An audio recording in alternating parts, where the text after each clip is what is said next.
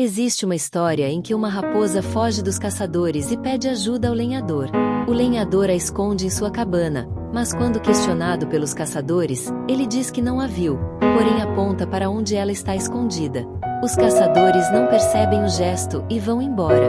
A raposa sai da casa do lenhador e diz: "Não tenho palavras de gratidão." O lenhador se surpreende e a repreende: "Você não agradece quem te ajudou?" A raposa responde: "Eu agradeceria se tuas palavras correspondessem aos teus gestos." Gestos e palavras não podem ser ambíguos ou contraditórios.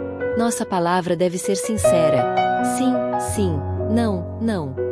Atitudes devem refletir o que falamos, promovendo amor, paz e graça. Falar menos, fazer mais. Boas ações e boas palavras andam juntas.